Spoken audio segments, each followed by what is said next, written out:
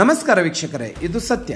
ಢಾಕಾದಲ್ಲಿ November 17, 2025 ನಡೆದ 3 ಸದಸ್ಯರ ಅಂತಾರಾಷ್ಟ್ರೀಯ ಅಪರಾಧಗಳ ನ್ಯಾಯಮಂಡಳಿಯು ಪದಚ್ಯುತ ಪ್ರಧಾನಿ ಶೇಖ್ ಹಸೀನಾ ಅವರನ್ನು ಪ್ರತಿಭಟನಾಕಾರರ ವಿರುದ್ಧ ಮಾರಕ ಆಯುಧಗಳು, ಡ್ರೋನ್ಗಳು ಮತ್ತು ಹೆಲಿಕಾಪ್ಟರ್ಗಳನ್ನು ಬಳಸಲು ಆದೇಶಿಸುವುದು ಸೇರಿದಂತೆ ಹಲವಾರು ಆರೋಪಗಳ ಮೇಲೆ ದೋಷಿ ಎಂದು ತೀರ್ಪು ನೀಡಿತು. ನ್ಯಾಯಾಲಯವು ಇದನ್ನು ವ್ಯಾಪಕ ಮತ್ತು ವ್ಯವಸ್ಥಿತ ಹಿಂಸಾಚಾರ ಅಭಿಯಾನ ಎಂದು ವಿವರಿಸಿದೆ. 3 ಆರೋಪಗಳಲ್ಲಿ ಅವರಿಗೆ ಮರಣದಂಡನೆ ವಿಧಿಸಲಾಯಿತು ಮತ್ತು ಇತರ ಆರೋಪಗಳಲ್ಲಿ ಜೀವಾವಧಿ ಶಿಕ್ಷೆ ವಿಧಿಸಲಾಯಿತು. ಆದರೆ ಅವರ ಮಾಜಿ ಗೃಹ ಸಚಿವ ಅಸದುಜ್ಜಮಾನ್ ಖಾನ್ಗೆ ಮರಣದಂಡನೆ ವಿಧಿಸಲಾಯಿತು ಮತ್ತು ಮಾಜಿ ಪೊಲೀಸ್ ಮುಖ್ಯಸ್ಥ ಚೌಧರಿ ಅಬ್ದುಲ್ಲಾ ಆಲ್ ಮಾಮೂನ್ ಅವರಿಗೆ 5 ವರ್ಷಗಳ ಜೈಲು ಶಿಕ್ಷೆ ವಿಧಿಸಲಾಯಿತು. ಆಗಸ್ಟ್ 2024ರಲ್ಲಿ ಭಾರತಕ್ಕೆ ಪಲಾಯನ ಮಾಡಿದ ಹಸೀನಾ ತೀರ್ಪನ್ನು ಪಕ್ಷಪಾತ ಮತ್ತು ರಾಜಕೀಯ ಪ್ರೇರಿತ ಎಂದು ಕರೆದರು. ತನಗೆ ನ್ಯಾಯಯುತವಾದ ಪ್ರತಿವಾದವನ್ನು ನಿರಾಕರಿಸಲಾಗಿದೆ ಮತ್ತು ನ್ಯಾಯಮಂಡಳಿಯು ವಂಚನೆಗೊಳಗಾಗಿದೆ ಎಂದು ಆರೋಪಿಸಿದರು.